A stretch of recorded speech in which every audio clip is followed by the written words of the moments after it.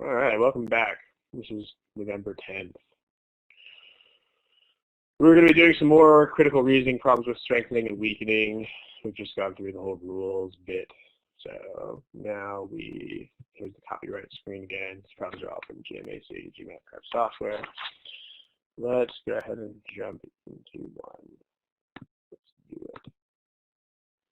How about that one?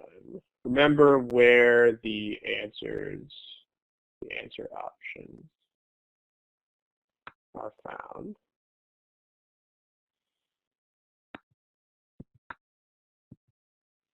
Those are here.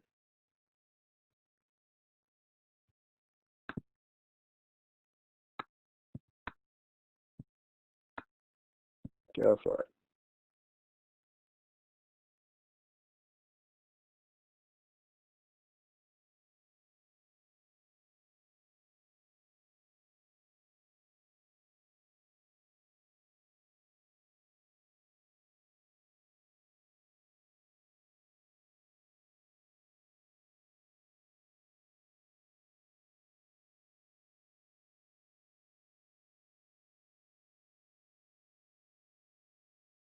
Okay, if you don't have a choice selected to this problem, please pick one.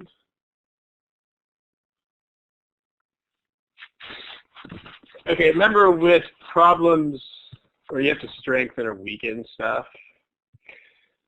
talked about this a little bit in the last session, but the biggest issue that people really have with these problems is that they actually think about words like strengthen the argument and weaken the argument, which are not words that normal people think about in real life. I mean, when people consider things like this, I mean, strengthening and weakening arguments is definitely a thing that people do all the time, but when people do that, if you think about how those conversations work, those conversations are always in terms of specific words. You know, like if someone is, okay, I think I should switch to this cell phone plan because it'll save me like $10 a month. Nobody would be like, oh, I can weaken that argument. This is not going to talk, right? People would be like, actually, if you switch plans, you will not save money. And here's why. It's specifics. So I'm going to give me a smiley face if that general idea makes sense. That the crux of these things is to translate this into specifics. Like you have to understand what weaken an argument mean in this case. Like what are these things? Is the question. So translate into specifics. Okay. So you should read that first, because then you know what you're looking for in paragraph, which is you got to find out what the argument is. And then, so the fears are groundless is the conclusion. That's still vague. So we might have to read this from top to bottom. How would you guys summarize in the chat box? Who can tell me what it specifically means to weaken the argument? Like, who can translate this? What are you looking for here?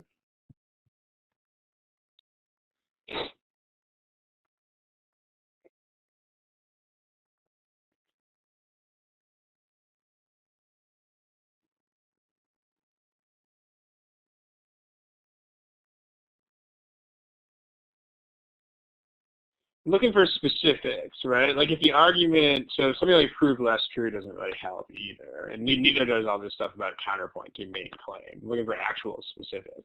Like if the argument was like something like blah, blah, blah, blah, blah, therefore this incentive will cause sales of car X to increase. In this case, weaken the argument would mean the incentive will not make more people buy the car.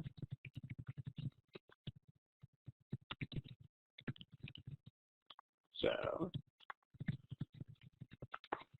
this is what you have to do. You have to translate this into specifics, and then you can think about why that is, right?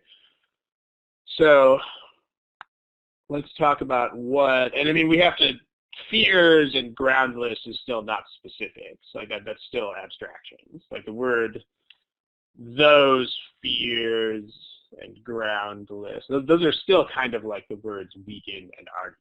Like they're still not words that really mean anything. Another way that you can think about this, like how would I explain this to a 10-year-old? I mean, 10-year-olds have no idea what any of those words mean. Weaken, argument, fears, groundless, proposal, plan, technology. I mean, those words, 10-year-olds have no idea what that stuff is. Like, 10-year-olds only understand concrete specifics. So, like, if you said to a 10-year-old, like, this incentive will not achieve its goal, a 10-year-old would have no idea what that means. On the other hand, if you said, like, okay, this plan will not make more people buy cars, that makes sense. How would you explain to a 10-year-old what this means?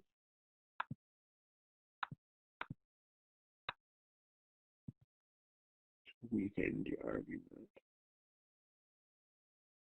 Actual 10-year-old, guys.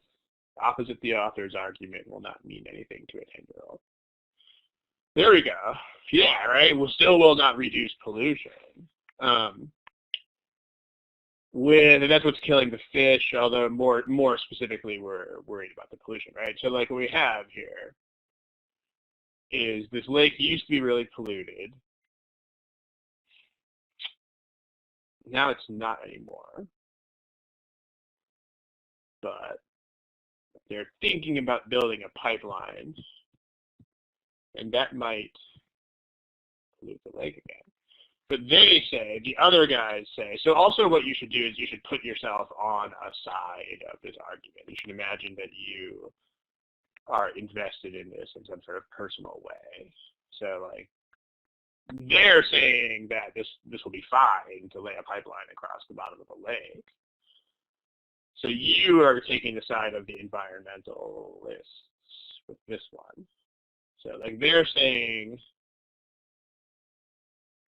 if we put in this technology, the pipe will not leak. Also, importantly, you can't raise any issues of like, what if the technology doesn't work, because they wrote it as long as it does. So this means that we're not thinking about the technology not working. So we can't, but that's not an issue. Like, what if the technology doesn't work? It's not an issue. Okay. So what do we need? Well, we need a reason why pollution would not go down.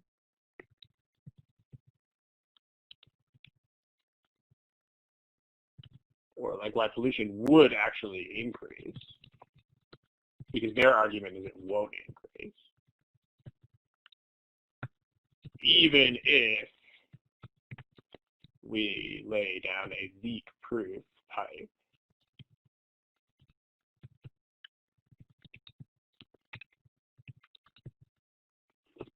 That's what we need. Notice you guys need to do this before you go to the answer choices too. I mean, this is a standard for what a correct answer should do. A correct answer should do this. Give me a smiley face if this makes sense.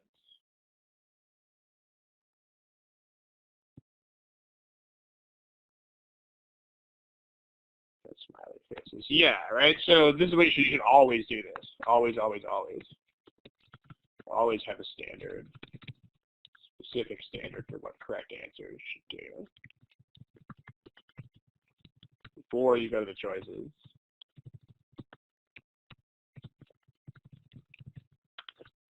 All right, because once we do that, I mean, the point is that in terms of time that you spend, a very good criterion that you can use here is that you should spend at least 3/4 of the time here and making a standard. Like the answer choices combined should be like 25% or less of the total time that you spend on this problem.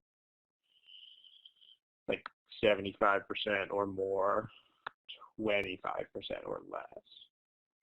Like when people don't do this right, they sometimes end up spending as much as 80% of the time looking at the answer choices, which that shouldn't happen. I mean, you should have a standard, and then you can just look at the choices and see if they meet the standard or not. So if you're spending most of the time, that's not a good thing. Also, this should not happen. There will never be a choice that is close. I mean, all of these questions will always have 4 answers that are completely wrong and 1 answer that is right. It's going to be white, white, white, white, and black. If it seems like there are answers that are close, that means you got to review the problem and understand what is wrong with it, because that's not the thing. Like there are never wrong answers that are close to being correct. So this pollution, industrial pollutants.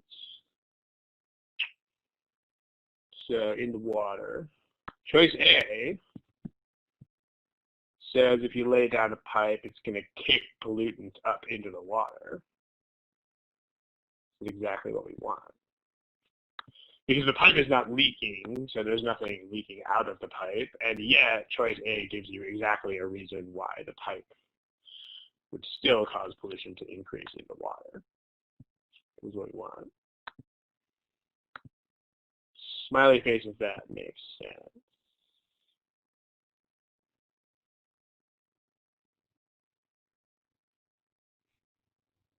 Okay. What about B?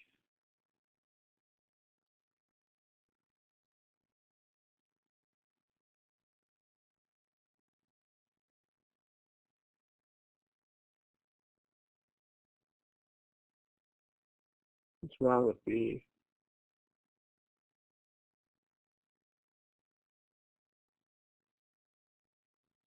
There's 2 things that are very wrong with B. Yeah, the biggest one is that it had nothing to do with the pipe. I mean, the argument is not like, okay, will pollution randomly increase in this lake? I mean, this is an argument about whether you should lay a pipe down across the bottom of the lake. I mean, this is why it helps to actually imagine that you are in a real dispute with real other people about this. Because if you imagine you're at some sort of town meeting or some sort of city council thing and you're actually arguing about this, think about what the argument is. Like the argument is, should we lay down this giant pipe across the bottom of the lake? Choice A is actually a reason why laying down a giant pipe across the bottom of the lake will increase pollution. Like that is what the argument is actually about. Choice B is not. It's got nothing to do with the pipe.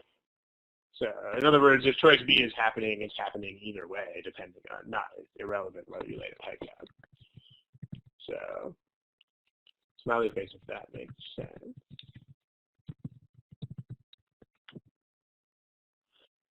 And then on top of that, I mean, the argument is about pollution, and they do use the word pollution specifically for pollution, and this is agricultural runoff.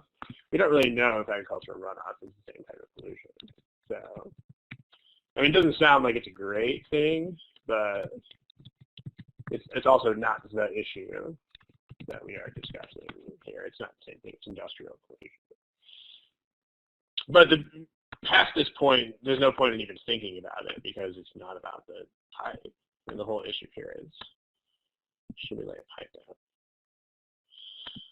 Other choices, the C is specifically irrelevant because of these words. Make sure that you know this, guys. If you say if blah, blah, blah, blah, blah, or provided blah, blah, blah, blah, blah, or given blah, blah, blah, blah, blah, then instantly any sort of objection to those things is irrelevant. This thing here in the pink highlight. Like if you have a conversation with your friends and it's like, if you had $1 billion, who would you give it to? I mean, obviously, most people don't have $1 billion or any reasonable chance of getting $1 billion. That doesn't stop you from having that conversation, right? Like you can still talk about, if I had $1 billion, here's what I would do with it, and that conversation would only be assuming that you actually had $1 billion to give away. So anything like, you're not going to make $1 billion, irrelevant. What if you didn't have $1 billion? Irrelevant. Smiley face, if that makes sense.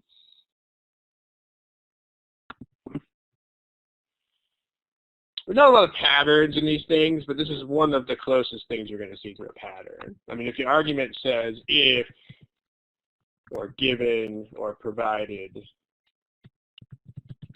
X thing, then you just completely ignore objections to X, because that's the whole point. And that's the whole reason why we have the word if in our language, because it takes all of that off the table. So C is about whether the technology works or not. It doesn't care. We're saying if it does. D has the same problem. I mean, D is about leaks out of the pipeline, which, provided the technology is effective, means if it doesn't leak, then blah, blah, blah. So, no, C and D are both irrelevant for the same reason. I mean, C and D are both about whether the technology will work, not the point. I mean, again, imagine if you had a conversation about, if I had $1 billion, here's what I would do. C is like, you might actually have $1 billion someday. Doesn't matter. Same sort of thing. I mean, there's no effect on this. There's no effect on the argument, because these are non-issues. No, it doesn't strengthen anything. I mean, if you say if blah blah blah, then anything about not blah blah blah is off the table. Like these are completely irrelevant because of these specific words in the blue box. Blue box with the pink highlight. Like these make all such considerations irrelevant, no matter which way they go. Smiley face, if that makes sense.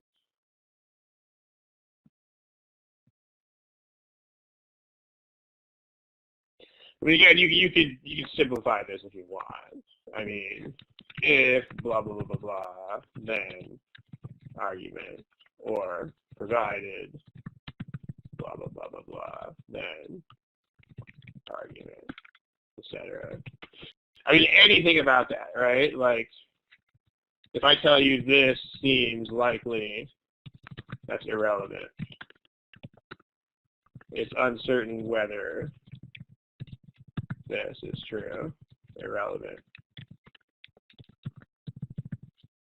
There are no signs that this has started happening,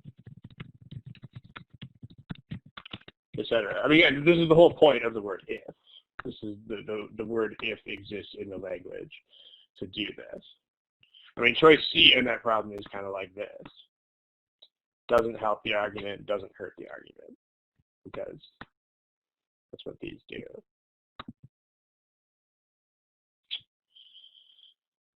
And then E, non-native species of fish have been introduced into the lake. This is not an argument about how many fish are in the lake. This is an argument about pollution. So which type of fish are in the lake is not really a thing here, because the argument is ultimately about pollution, not about fish. So that leaves A. And again, when you review these, it might mean walking away from the problem for a couple of days and then coming back to it with fresh eyes, because a new look at a problem is always the best way to get a new perspective on it. So if you're sort of stuck on these choices, you should just walk away from the problem for a bit and then come back to it. But you got to review until you reach the point where it is like black, white, white, white, white. Cool. All right, let's do another problem. Let's try this one. This one tends to be challenging for people because it has a lot of big words in it. So, like, you have to understand what this whole threshold of economic viability means.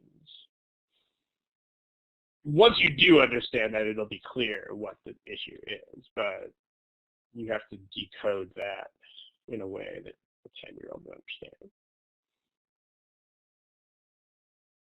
Give it a shot. Don't forget where you find multiple choice answers. Go for it.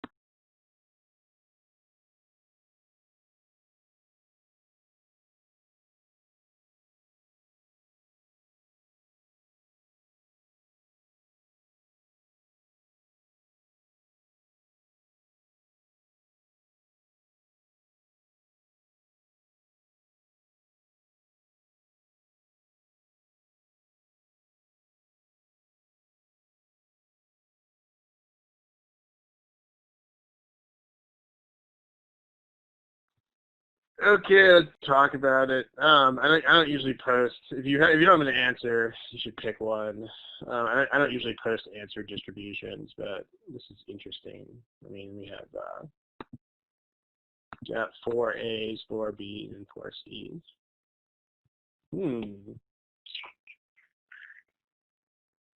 Well, I'll give you like 10 or 20 seconds to make a guess if you don't already have one. Just remember how this test works. I mean, you have to pick something. You can't not pick a choice.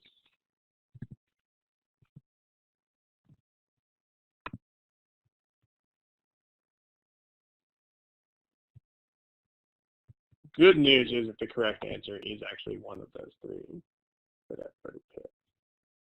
So that's good, at least.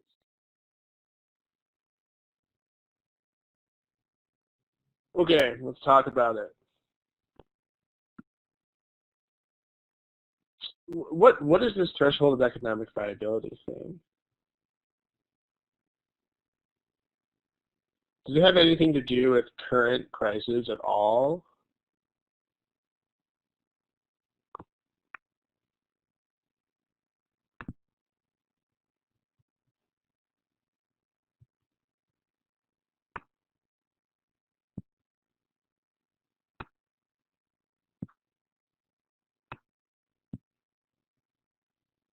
Yeah, this has nothing to do with current oil prices.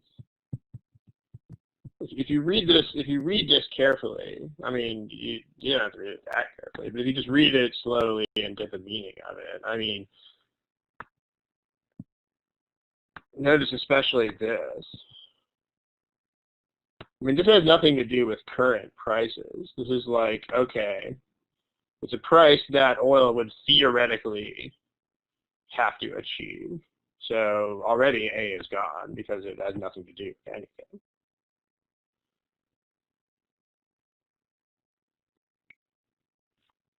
That's not anything to do with a would have to.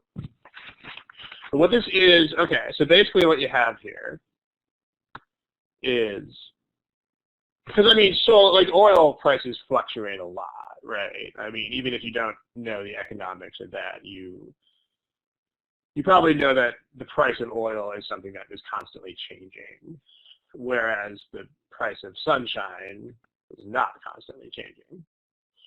So, you know, like with solar power, you have technology, and then you have sunshine, which is free. With oil, you have the technology, and then you have oil, which is not free, and which has a price. So, I mean, the technology doesn't really change super fast, is the point. So the way they're phrasing this is like, oil is the thing whose price goes up and down. Sunshine doesn't, because sunshine is free. And so there's basically a point where oil would get so expensive that it would be better to just use solar power. That's the point. Exactly. Ravi, that's a good summary. I'm going to put that on the board. I mean, you can make an analogy for this if you want. Like, let's say that, like most people who go into downtown areas of cities just like drive and park. But like, if gas and parking costs are high enough, it's cheaper to just take transit into the city. So like in that case, you could have like the threshold of viability of transit. Like here, the threshold of viability for public transit would be, basically this would be how expensive would gas and parking have to get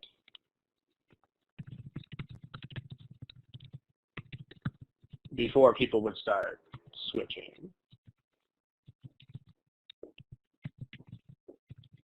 Give me a smiley face if that makes sense.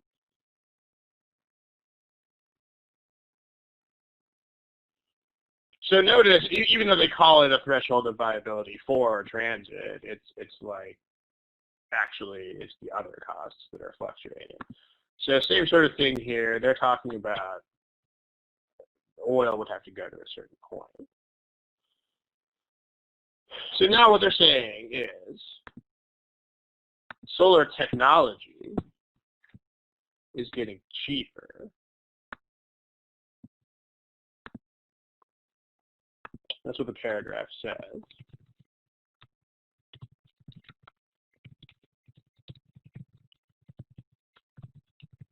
I mean, what would you expect to happen if solar technology, remember that sunshine doesn't cost anything. So if solar technology is getting cheaper, what would you expect to happen to this threshold value?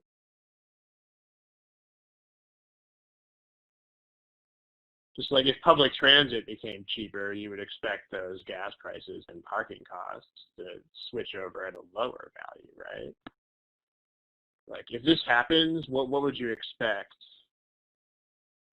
to happen to the threshold price of oil?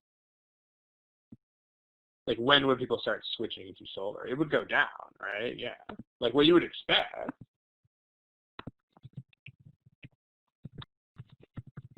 is people would switch from oil to solar at a lower threshold value. Sure.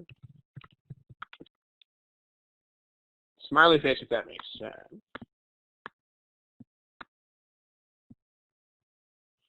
So like what's the only way that this could not happen?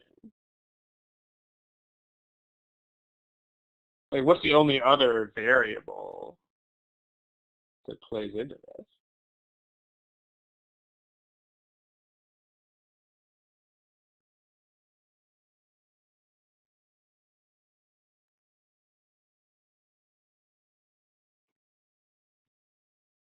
Yeah, it has to be the technology of the oil, right? Because threshold value is stated in terms of just oil prices. So, but remember that the whole cost of that is not just, I mean, like the oil-fired technology is not free. So, the only thing that could make this not happen, I mean, this would actually be inevitable if it weren't for the technology prices themselves. Like the only way this won't happen is if the technology of the oil derivative processes is also gotten cheaper.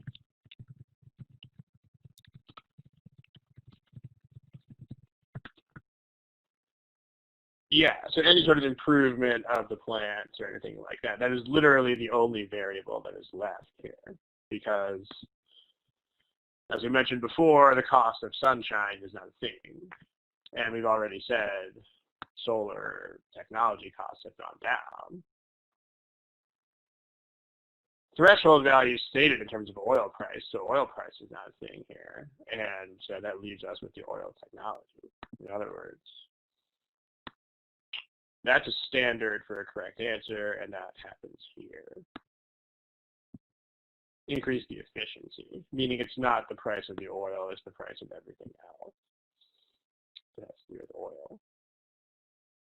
As far as choice B, the point is we don't care about the components of that cost. I mean, like B is saying that solar has become cheaper overall, even though one of the components of that cost has gone up. But we don't care. I mean, all we care about is that it's gotten cheaper overall. So this is not a thing. It's still gotten cheaper. You know, like if you were buying gasoline at a pump, like let's say that your gas is like $3 a gallon, and then taxes go up on gas, but because of world markets, let's say that gets cheaper, and so you end up paying $2.75 a gallon. I mean, as the consumer, you only care that it's $2.75 and it used to be $3. I mean, B is like saying, okay, the gas costs less, even though there are more taxes on it. I mean, you don't care. I mean, as a consumer, it only matters what the overall number of dollars is that's coming out of your wallet. And you smiley face if that makes sense. Same thing here, right? I mean, the point is the technology has gotten cheaper, and choice B does not change that. Choice B just says that one of the variables going into that actually got more expensive, but so what? Still cheaper overall. D, nobody picked because we know that D is not a thing. I mean, the point here is just to compare oil against solar. So things that are not solar or oil don't factor into this. And then, as far as E goes, E is a thing that affects the price of oil. As we already said, the current price of oil is not a thing, because this is still theoretically how expensive would oil have to get. So factors affecting the actual price of oil are non-factors.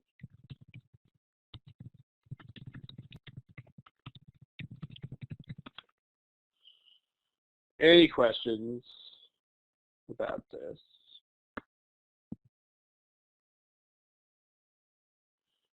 Okay, let's see. Christine, you've had some text in your text box for like the last 3 or 4 minutes. If you're actually typing something, then see what that is, but if not, it would help. Because there's an icon that I see when you have text in your box, so if you're not actually typing something, then you should erase that, please.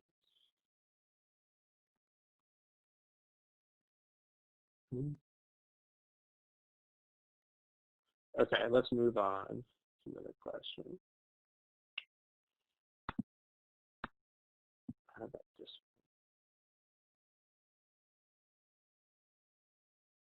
one?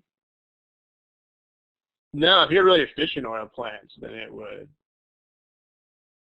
actually make the threshold price of oil higher, because you could absorb more of that cost before it would matter.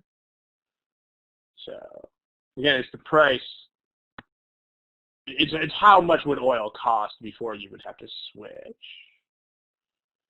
So if your oil plant became more efficient, then that would mean, I mean, imagine buying a hybrid car.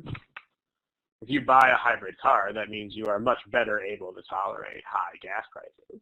It's the same sort of thing.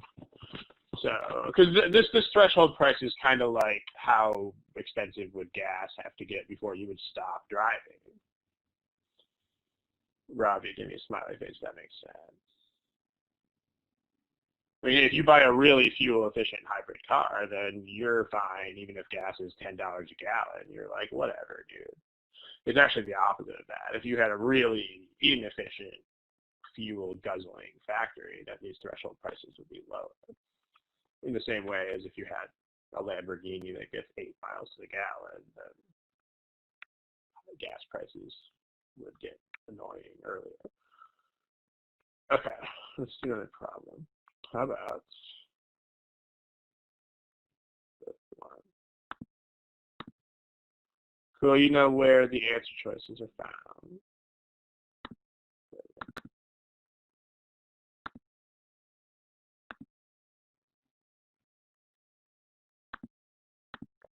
Give it a shot.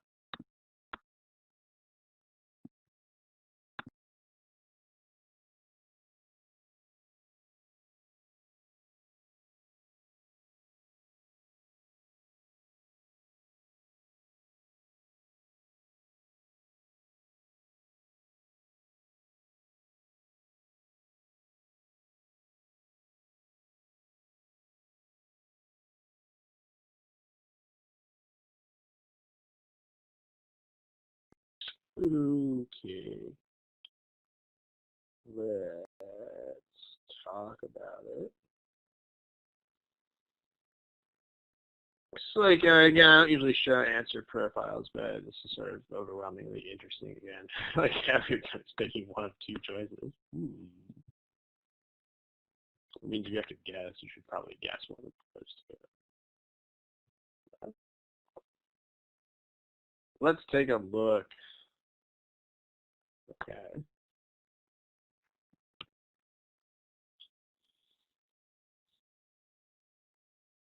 What are they doing here? I mean, if you look at this argument, they're arguing that something is basically cause and effect, which, I mean, how do you break cause and effect relationship? Or how do you, like, what things, there are 2 major ways in which you can show that something is probably not cause and effect. Who can tell me what those are?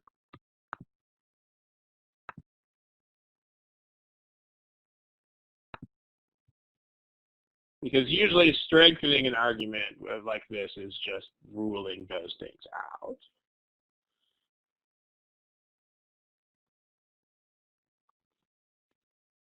Okay, yeah, right? So like, let's say that X correlates with Y. So why might X not be the thing that causes Y?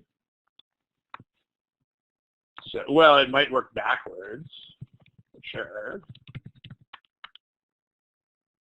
And then what else? Like, Y might cause X.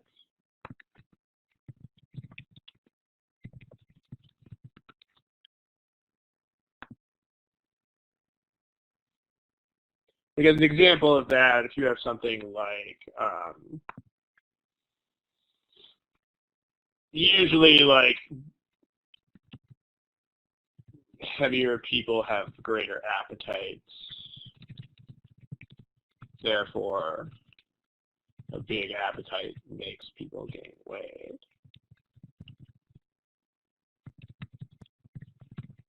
I mean, this could be the other way around, right? Like, if being heavier actually makes you have a bigger appetite, like if it causes changes in your body that would make that happen, then, like, if gaining weight makes your appetite increase, then this argument doesn't work.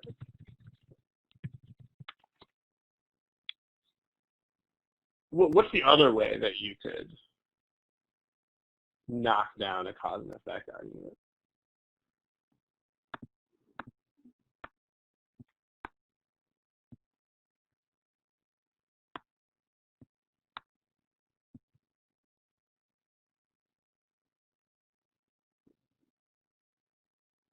Anybody know?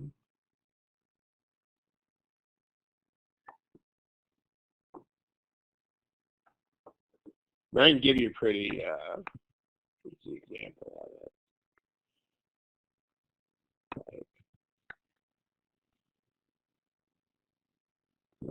say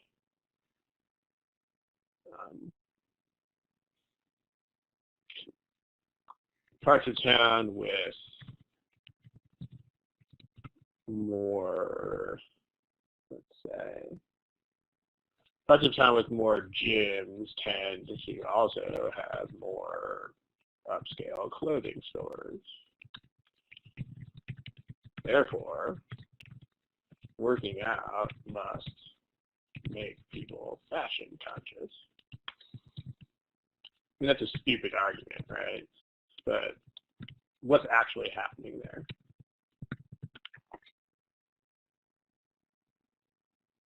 Because it is true that parts of town where there's a lot of gyms also have a lot of clothing stores. That's totally true. What's going on there? How do you explain that?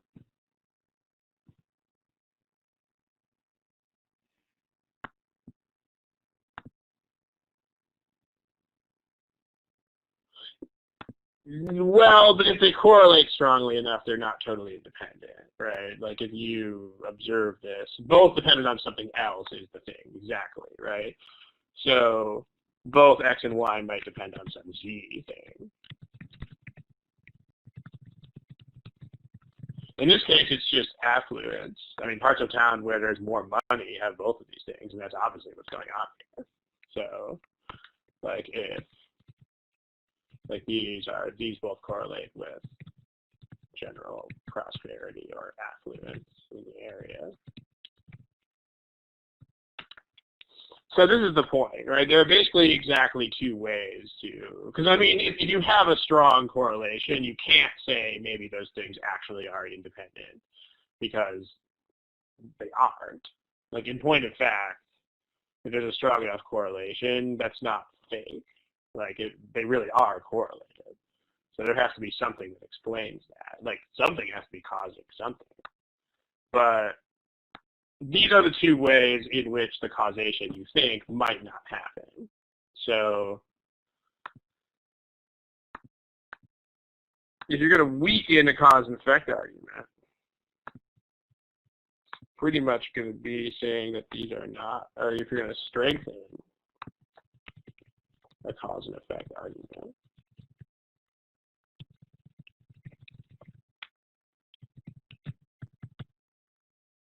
you kind of have to rule these things out.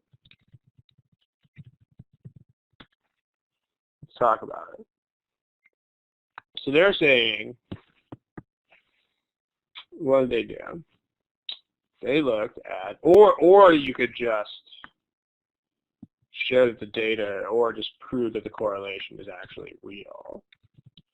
So also rule out a problem with the data themselves.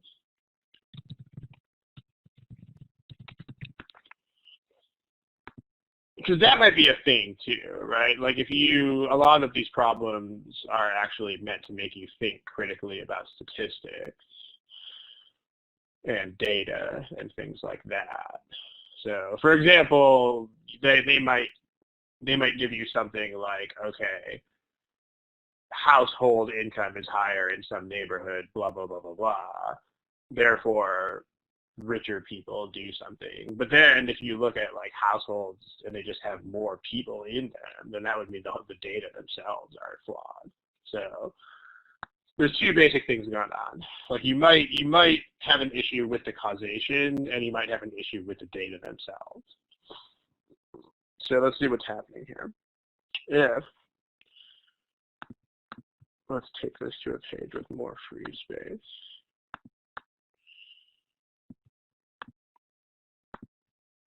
So what they looked at is, after a year,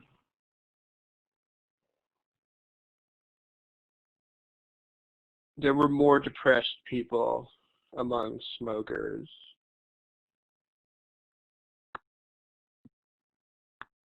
than among non-smokers. So they said, took up smoking correlates with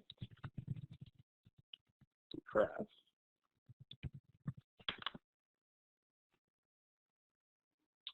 So they're saying cause and effect.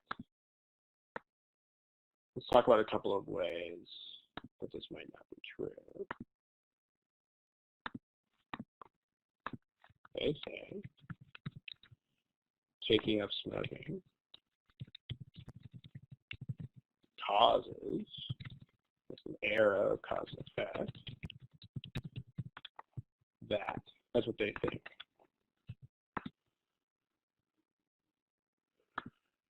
So one problem here is that it might be backwards, right? Like it might be the case that being depressed actually makes people want to smoke.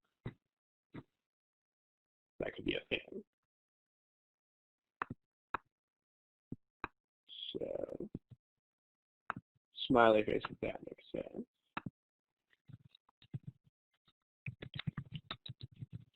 Might be the case. Remember, you're looking to strengthen the argument, so you would have to actually rule that out. But it might be the case that being depressed makes people, because depressed people do certain things sometimes that are self-destructive, right? So being depressed makes people more likely to adopt unhealthy habits. So if you could rule this out, I mean, you could strengthen the argument by ruling this out. But there's no answer choice that does that. So,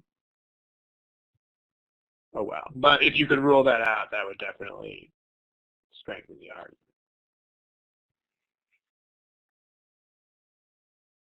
But what else could be a problem? I mean, what about the actual data? What about that?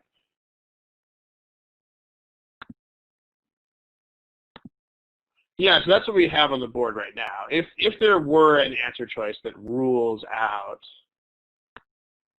being depressed making people smoke, that would also strengthen the argument. But there's just no answer choice that does that. But what about this?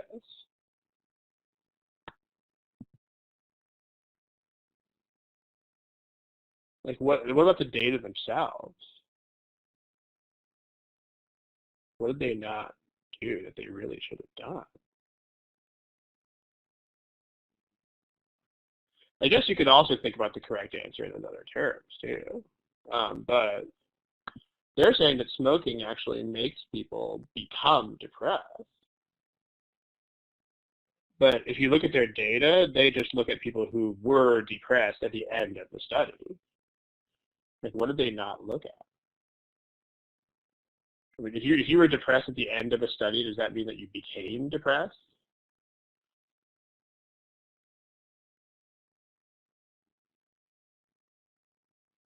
So we're not looking at the quitters because the quitters are not relevant data points.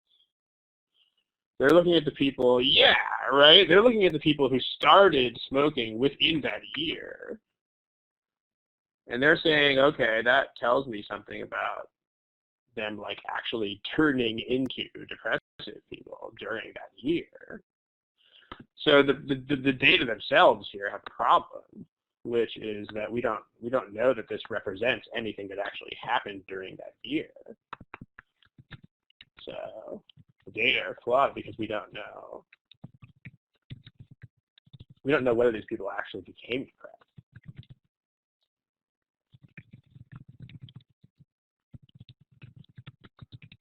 As opposed to actually already being depressed.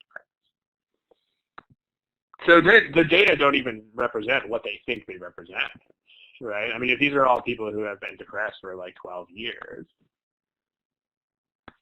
you can also think about it like this too. Because people who are already depressed would mean it's much more likely that the argument goes the other way. So in fact, you could view it either way of those two. Like if the depressed people were already depressed, then the direction of cause and effect is the other way. Depression causes people to take up smoking. Aha.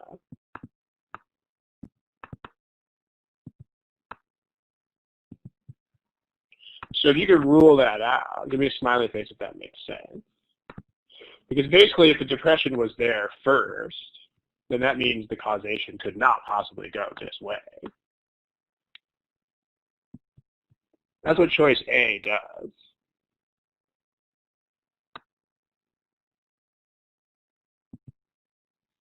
Participants who were depressed at the start of the study were no more likely to be smokers.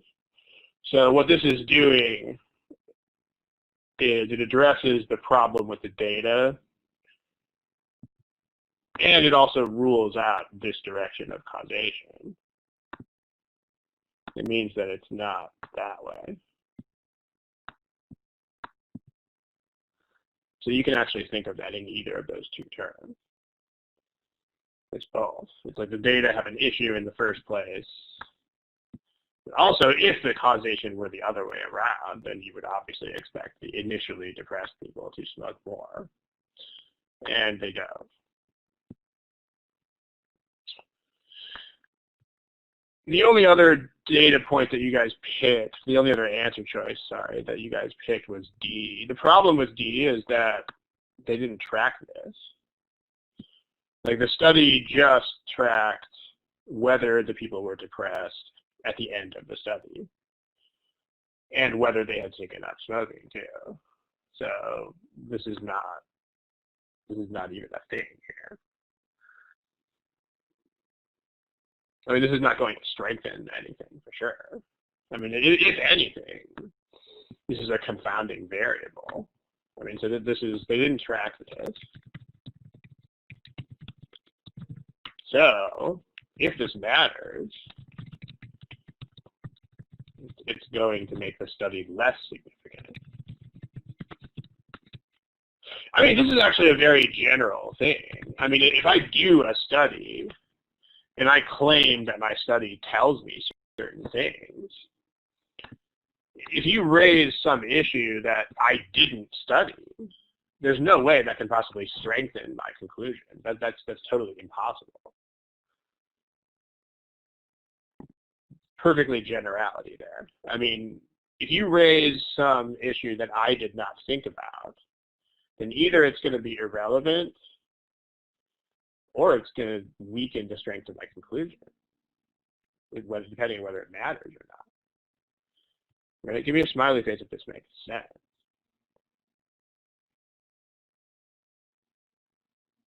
It's impossible that something like this could ever strengthen an argument. I mean, there's at least one or two blue faces, so let me try to make this general. If I say, okay, I studied variables X, Y, and Z, I conclude something. Okay, if that's the argument, if somebody points out that I didn't study variable A or B, like this could not possibly help me, is the point. I mean, there are only two ways that this could happen. There are two possible outcomes, which are either this is irrelevant if A and B don't affect the thing I'm studying, or this will actually weaken my conclusion if those things do affect it. I mean, okay, let's say I studied how much people smoke, and I found a strong correlation with lung cancer. Therefore, I conclude that smoking causes lung cancer.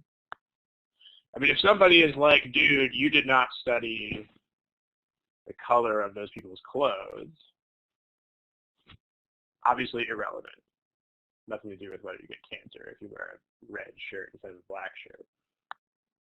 If somebody points out, hey, you didn't study whether these people live in pollution or whether they work in like a job with poor air quality, that actually weakens my argument, because those things do matter when it comes to lung cancer.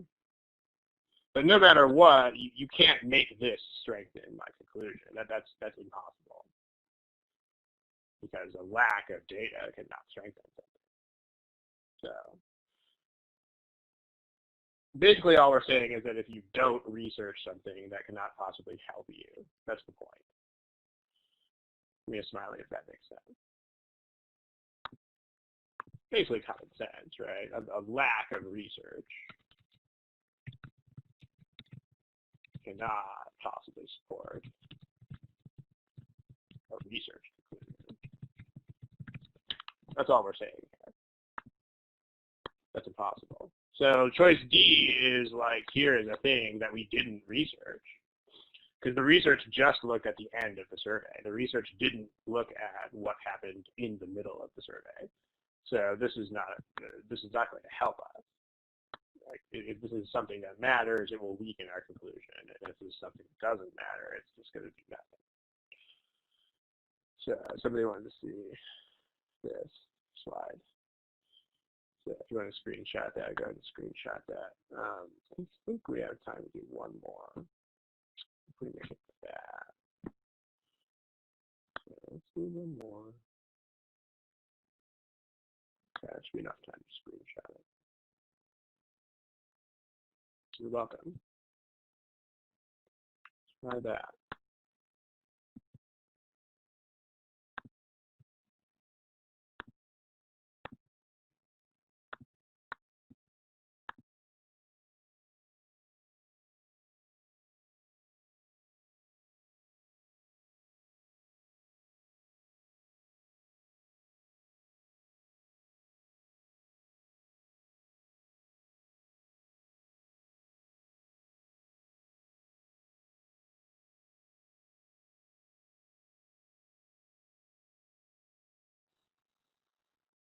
All right, if you don't have a choice, you should pick one, please. Take a look.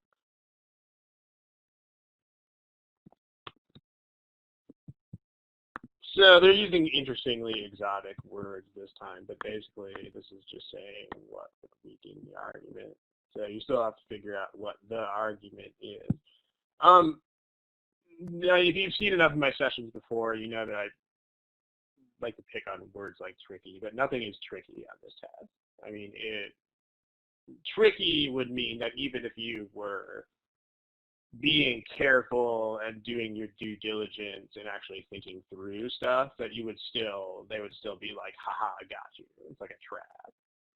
I mean, that kind of tricky does not exist on this exam, nor will it ever. I mean, that's important to realize.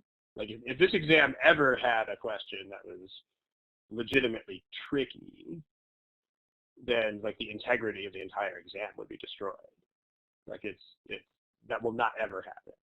I mean, the questions are honest. The words mean exactly what the words say, and they say exactly what they mean. And they don't mean what they don't say, and they don't say what they don't mean. Always. I mean, they're hard because people are not used to processing this kind of formal text. That's why they're hard. You know, like nobody talks about things like weaken, argument, and stuff in normal life. That's where the difficulty comes from. Like in that problem about thresholds of economic blah, blah, blah, blah, blah, I mean, half the people didn't even realize what the argument was even talking about. Like anyone picking a choice about oil prices in that argument didn't even realize what the discussion was about. That's what makes these hard, is that formal text is not intuitive. So, but just make sure that you don't think these are actually tricky in the like, ha ha ha, I tricked you sense, because that does not happen. So, okay. What are they saying? What is the point of this sentence? Is the point of the sentence about bacteria dying? What is that really saying?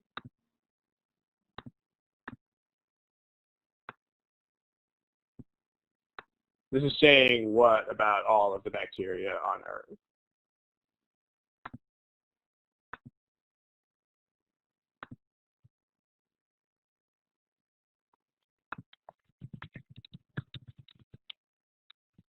Yeah, it's what Lilly says. This means that all of the bacteria on Earth are from Earth.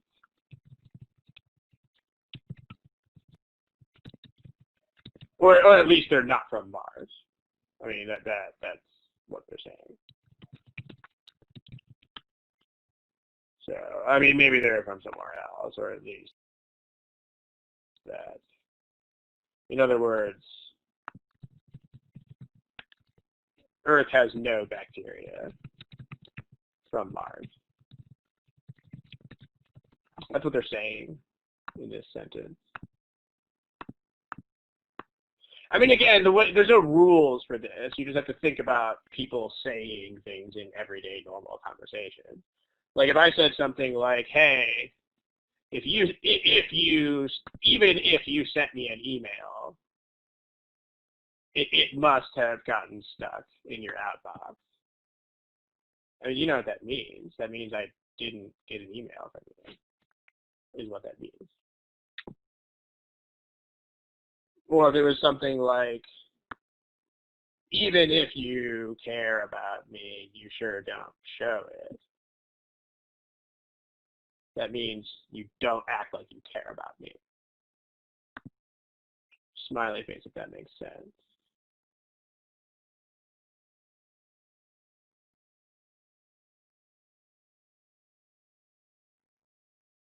I think the sound was delayed there for just a sec. So that's what this is saying. I mean, so this is basically just a slightly indirect, but very conversational way of saying this. Even if you did that, there's no evidence. That means you didn't do it. Earth doesn't have bacteria from Mars. Okay? That's the argument.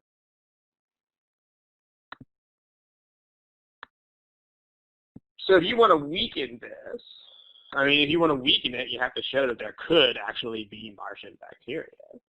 That's what that means. Weakening this argument means there could actually be Martian bacteria here on Earth.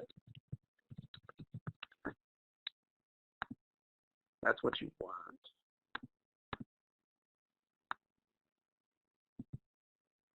That's the goal. It's a standard for a correct answer. Remember, you need to do that before you look at the answer choices, ladies and gentlemen. Standard for a correct answer. There's some sort of evidence or some sort of reason why there still could be Martian bacteria. I mean, if you read the paragraph, what the paragraph says is that if you look at all the bacteria, then they all look the same. And if they were from a different planet, they should look different. So you have choice D, which is like, what if all of the bacteria on Earth are actually from Mars? That's what it's saying. Sure. What if all bacteria on Earth are originally from Mars? That definitely works. I mean, that's certainly an objection that sustains here. Because the argument is just like, okay, all of the bacteria look like they're from one planet. Well, why couldn't that one planet be Mars? I mean, smiley face, if that makes sense.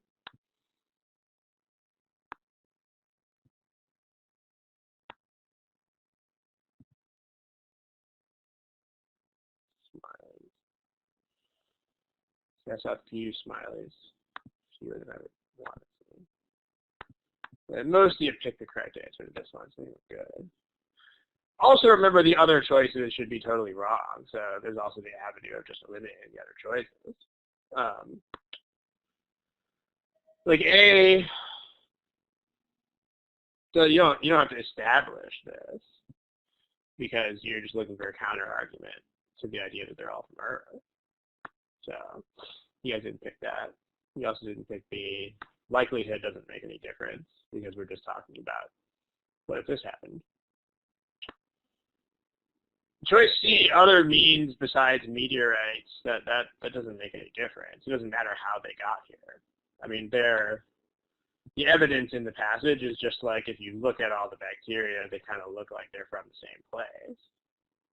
That's got nothing to do with methods of transit. So, I mean, it could be meteorites, it could be some sort of solar wind, it could be like they came on FedEx from some alien planet. We don't care. They're here or they're not here. Doesn't matter how they got here. So this was the wrong answer that was most picked of the wrong answers, but how they got here is nothing. It's just whether they're here or not. And then E also, we're only talking about the bacteria that exist now, not the ones that work in the history of the early Earth. Not to mention that these would be originated on Earth, so doesn't address this. Any questions? So this is D, like dog. All right, that's curtain call. Thank you, guys. The next one of these sessions is actually next week, not 2 weeks from now, because 2 weeks from now is a national holiday here in the States. Same time, it's the same time as this one, and it's going to be November 17th for the next session. Don't know exactly what the topic is going to be. It'll probably be something in quant, but I can't really guarantee one way or the other. Kind of depends on randomness, and it also depends on submissions and things like that. But try to switch between quant verbal at a decent pace here. But the next session is going to be November 17th. Same time, same place. Thank you very much. Have a good night, good morning, good afternoon, all that stuff.